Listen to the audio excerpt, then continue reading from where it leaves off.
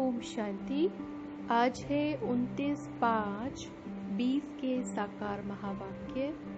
मीठे बच्चे, तुम्हें नशा रहना चाहिए कि जिस शिव की सभी पूजा करते हैं वह अभी हमारा बाप बना है। हम उनके सम्मुख बैठे हैं। प्रश्न है, मनुष्य भगवान से क्षमा क्यों मांगते हैं? क्या उन्हें क्षमा मिलती है? उत्तर है, मनुष्य समझते हैं हमने जो पाप कर्म किए हैं उनकी सजा भगवान धर्मराज से दिलाएंगे, इसीलिए क्षमा मांगते हैं। लेकिन उन्हें अपने कर्मों की सजा कर्म भोग के रूप में भोगनी ही पड़ती। भगवान उन्हें कोई दवाई नहीं देता। गर्भ जेल में भी सजाएं भोगनी है। साक्षात्कार होता है कि तुमने ये किया है। ईश्वरीय डायरेक्शन पर नहीं चले हो, इसीलिए ये सजा है। गीत है, तूने रात गवाई। ओम शांति। ये किसने कहा? रूहानी बाप ने कहा। वह है ऊंच ते ऊंच, सभी मनुष्यों से भी, सभी आत्माओं से भी ऊंच। सब में आत्मा ही है ना। शरीर तो पाठ बजाने के लिए मिला है। अभी तुम देखते हो सन्यासियों आदि के शरीर का भी कितना मान होता है। अपने गुरुओं आदि की कितनी महिमा करते हैं। ये बेहद का बाप तो गुप्त है। तुम बच्चे समझते हो शिव बाबा ऊंच ते ऊंच है, उनसे ऊंच कोई है नहीं। धर्मराज भी उनके साथ है, क्योंकि भक्ति मार्ग में क्षमा मांगते हैं। हे भगवान, क्षमा करना। अब भगवान क्या करेंगे? यहाँ गवर्नमेंट तो जेल में डालेगी। वह धर्मराज गर्भ जेल में दंड देते हैं। भोगना भी भोगनी पड़ती है, जिसको कर्म भोग कहा जाता है। अभी तुम जानते हो कर्म भोग कौन भोगते हैं, क्या होता है। कहते हैं, हे प्रभु क्षमा करो, दुख हरो, सुख दो। अब भगवान कोई दवाई करते हैं क्या? वह तो कुछ कर ना सके, तब भगवान को क्यों कहते हैं? क्योंकि भगवान के साथ फिर धर्मराज भी है। बुरा काम करने से जरूर भोगना पड़ता है। गर्भ जेल में सजा भी मिलती है। साक्षात्कार सब होते हैं, बिगर साक्षात्कार सजा नहीं मिलती। गर्भ जेल में तो कोई दवाई आदि नहीं है, वहाँ सजा भोगनी पड़ती है। जब दुखी होते हैं तब कहते हैं, भगवान इस जेल से निकालो। अभी तुम बच्चे किसके सामने बैठे हो? ऊंच ते ऊंच बाप है, परंतु है गुप्त। और सभी के तो शरीर देखने में आते हैं। यहाँ शिव बाबा को तो अपना हाथ पांव आदि है नहीं। फूल आदि भी कौन लेंगे?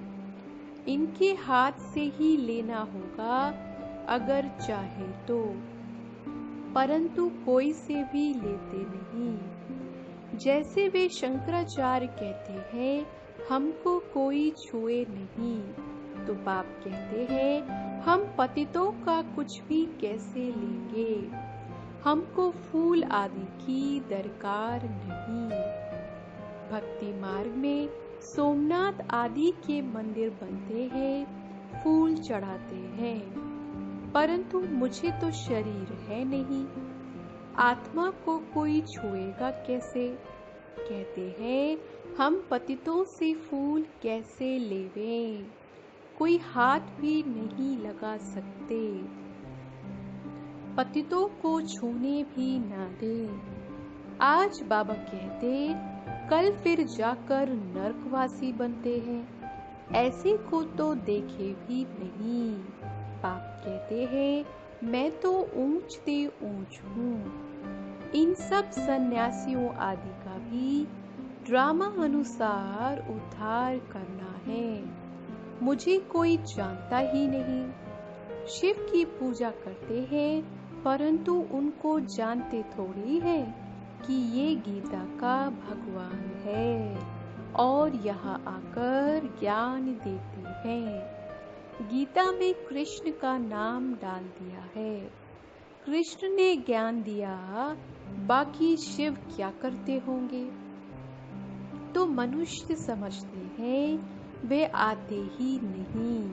अरे पतित पावन कृष्ण को थोड़ी कहेंगे, पतित पावन तो मुझे कहते हैं ना। तुम्हारे में भी कोई थोड़े हैं जो इतना रिगार्ड रख सकते हैं। रहते कितना साधारण है। समझाते भी हैं मैं इन साधुओं आदि सबका बाप हूँ। जो भी शंकराचार्य आदि है इन सब की आत्माओं का मैं बाप हूँ। शरीरों के बाप जो है वे तो है ही। मैं हूँ सभी आत्माओं का बाप। मेरी सब पूजा करते हैं। अभी वे यहाँ सम्मुख बैठे हैं, परंतु सभी समझते थोड़े ही हैं कि हम किसके सामने बैठे हैं। आत्माएं जन्म जन्मांतर से देह अभिमान पर हिरी हुई है, इसीलिए बाप को याद नहीं कर सकते। देह को ही देखते हैं। देही अभिमानी हो तो उस बाप को याद करें और बाप की श्रीमत पर चले। बाप कहते हैं मुझे जानने के लिए सब पुरुषार्थी हैं। अंत में पूरे देही अभिमानी बनने वाले ही पास होंगे। बाकी सब में जरा जरा देह अभिमान रहेगा। बाप तो है गुप्त, उनको कुछ भी दे नहीं सकते। बच्चियां शिव के मंदिर में भी जाकर समझा सकती हैं। कुमारियों ने ही शिव बाबा का परिचय दिया है तो कुमार कुमारियां दोनों जरूर। कुमारों ने भी परिचय दिया होगा। माताओं को खास उठाते हैं क्योंकि उन्होंने पुरुषों से जास्ती सर्विस की है, तो बच्चों को सर्विस का शौक होना चाहिए। जैसे उस पढ़ाई का भी शौक होता है ना। वह है जिस्मानी, ये है रूहानी। जिस्मानी पढ़ाई पढ़ेंगे, ये ड्रिल आदि सीखेंगे, मिलेगा कुछ भी नहीं। समझो अभी किसको बच्चा जन्मता है तो धूमधाम से उनकी छठी आदि मनाते हैं, परंतु वे पाएंगे क्या? इतना समय ही नहीं जो कुछ पा सके। यहाँ से भी जाकर जन्म लेते हैं, परंतु वह भी समझेंगे तो कुछ नहीं। यहाँ का बिछुड़ा हुआ होगा तो जो सीख कर गया होगा उसी अनुसार छोटेपन में ही शिव बाबा को याद करता होगा। ये तो मंत्र है ना। छोटे बच्चों को सिखलाएंगे, वह बिंदु आदि तो कुछ समझेगा नहीं, सिर्फ शिव बाबा कहते रहेंगे। शिव बाबा को याद करो तो स्वर्ग का वर्षा पाएंगे। ऐसे उनको समझाएंगे तो वह भी स्वर्ग में आ जाएंगे, परंतु ऊंच पद नहीं पा सकेंगे। ऐसे बहुत बच्चे आते हैं, शिव बाबा कहते रहते हैं, फिर अंतमति सोगति हो जाएगी। ये राजधानी स्थापन हो रही है। अब मनुष्य शिव की पूजा करते हैं, परंतु जानते थोड़ी है। जैसे छोटा बच्चा शिव शिव कहते हैं, समझते नहीं। यहाँ भी पूजा करते हैं, परंतु पहचान कुछ भी है नहीं। तो उनको बतलाना चाहिए, तुम जिसकी पूजा करते हो वही ज्ञान का सागर, गीता का भगवान है। वह हमको पढ़ा रहे हैं। इस दुनिया में और कोई मनुष्य नहीं जो कह सके कि शिव बाबा हमको राजयोग पढ़ा रहे हैं। ये सिर्फ तुम जानते हो, सो भी भूल जाते हो। भगवान वाज, मैं तुमको राजयोग सिखाता हूँ। किसने कहा? भगवान वाज, काम महाशत्रु है, इस पर जीत पहनो। पुरानी दुनिया का संन्यास करो। तुम हठ योगी, हद के सन्यासी हो।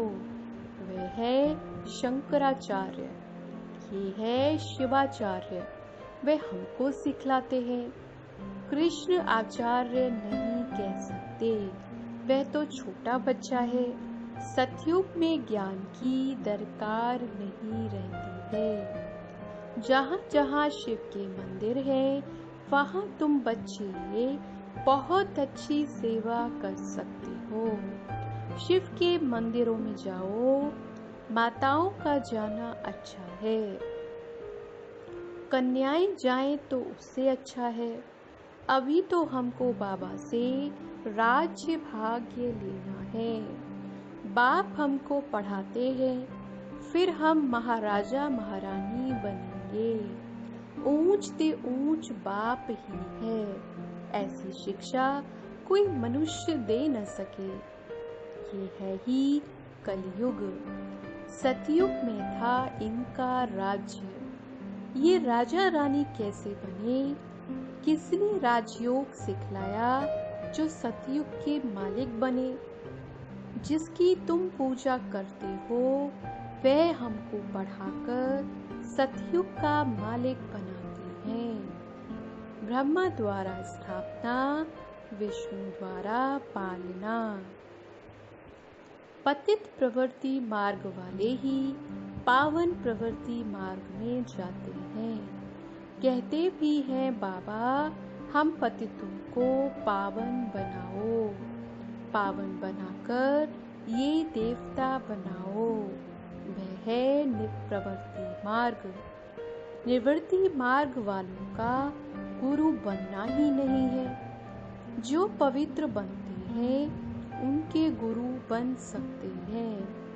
ऐसे बहुत कंपेनियन भी होते हैं, विकार के लिए शादी नहीं करते हैं। तो तुम बच्चे ऐसी ऐसी सर्विस कर सकते हो। अंदर में शौक होना चाहिए। हम बाबा के सपूत बच्चे बन क्यों ना जाकर सर्विस करेंगे। पुरानी दुनिया का विनाश सामने खड़ा है। अब शिव बाबा कहते हैं कृष्ण तो हो ना सके, वह तो एक ही बार सतयुग में होगा। दूसरे जन्म में वही फीचर्स, वही नाम थोड़ी होगा। 84 जन्म में 84 फीचर्स। कृष्ण ये ज्ञान किसको सिखला न सके। वे कृष्ण कैसे यहाँ आएंगे? अभी तुम इन बातों को समझते हो। आधा कल्प अच्छे जन्म होते हैं, फिर रावण राज्य शुरू होता है। मनुष्य हूबहू जैसे जानवर मिसल बन जाते हैं। एक दो में लड़ते झगड़ते रहते हैं, तो रावण का जन्म हुआ ना। बाकी 84 जन्म तो है नहीं। इतनी वैरायटी है। जन्म थोड़े इतने लेते हैं। तो ये बाप बैठ समझाते हैं। वे है ऊंच ते ऊंच भगवान। वे पढ़ाते हैं। नेक्स्ट में फिर ये भी तो है ना, नहीं पढ़ेंगे तो किसी के पास जाकर दास दासियां बनेंगे। क्या शिव बाबा के पास दास दासी बनेंगे?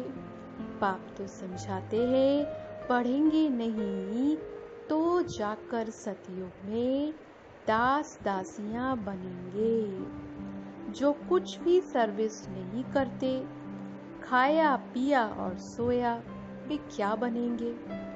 बुद्धि में आता तो है ना, क्या बनेंगे? हम तो महाराजा बनेंगे, हमारे सामने भी नहीं आएंगे, खुद भी समझते हैं ऐसे हम बनेंगे, परंतु फिर भी शर्म कहाँ है? हम अपनी उन्नति कर कुछ पाले वे समझते ही नहीं।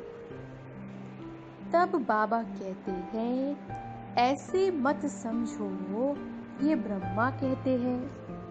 हमेशा शिव बाबा के लिए समझो। शिव बाबा का तो रिगार्ड रखना है ना, उनके साथ फिर धर्मराज भी है, नहीं तो धर्मराज के डंडे भी बहुत खाएंगे। कुमारियों को तो बहुत होशियार होना चाहिए, ऐसे थोड़ी यहाँ सुना बाहर गए तो खलास। भक्ति मार्ग की कितनी सामग्री है। अब बाप कहते हैं, विष छोड़ो, स्वर्गवासी बनो, ऐसे ऐसे स्लोगन बनाओ, बहादुर शेरनियां बनो। बेहद का बाप मिला है, फिर क्या परवाह। गवर्नमेंट धर्म को ही नहीं मानती है तो वह फिर मनुष्य से देवता बनने कैसे आएंगे? वे कहते हैं, हम कोई भी धर्म को नहीं मानते, सबको हम एक समझते हैं, फिर लड़ते झगड़ते क्यों हैं? झूठ तो झूठ, सच की रत्ती भी नहीं है। पहले पहले ईश्वर सर्वव्यापी से ही झूठ शुरू होती है। हिंदू धर्म तो कोई है नहीं, क्रिश्चियन का अपना धर्म चला आता है, वे अपने को बदलते नहीं हैं। ये एक ही धर्म है जो अपने धर्म को बदल हिंदू कह देते हैं, और फिर नाम कैसे कैसे रखते, श्री श्री फलाने। अभी श्री अर्थात श्रेष्ठ है कहाँ? श्रीमत भी किसी की नहीं, ये तो उनकी आयरन एज्ड मत है, उनको श्रीमत कैसे कह सकते हैं? अभी तुम कुमारियां खड़ी हो जाओ तो कोई को भी समझा सकती हो, परंतु योग युक्त अच्छी होशियार बच्चियां चाहिए। अच्छा, मीठे मीठे सिखिलदे बच्चों प्रति माता पिता बाप दादा का याद प्यार और गुड मॉर्निंग। रूहानी बाप की रूहानी बच्चों को नमस्ते। धारणा के लिए मुख्य सार है, अपनी उन्नति करने के लिए बाप की सर्विस में तत्पर रहना है। सिर्फ खाना पीना सोना ये पद गवाना है। दूसरी पॉइंट है, बाप का और पढ़ाई का रिगार्ड रखना है। देही अभिमानी बनने का पूरा पूरा पुरुषार्थ करना है। बाप की शिक्षाओं को धारण कर सपूत बच्चा बनना है। आज का वरदान है, स्वयं को विश्व सेवा प्रति अर्पित कर माया को दासी बनाने वाले सहज संपन्न भव। अब अपना समय, सर्व प्राप्तियां, ज्ञान, गुण और शक्तियां विश्व की सेवा अर्थ समर्पित करो। जो संकल्प उठता है, चेक करो कि विश्व सेवा प्रति है। ऐसी सेवा प्रति अर्पण होने से स्वयं सहज संपन्न हो जाएंगे। सेवा की लगन में छोटे बड़े पेपर्स या परीक्षाएं स्वतः समर्पण हो जाएंगी। फिर माया से घबराएंगे नहीं, सदा विजयी बनने की खुशी में नाचते रहेंगे। माया को अपनी दासी अनुभव करेंगे। स्वयं सेवा में सरेंडर होंगे तो माया स्वतः सरेंडर हो जाएगी। आज का स्लोगन है, अंतर्मुखता से मुख को बंद कर दो तो क्रोध समाप्त हो जाएगा। ओम शांति।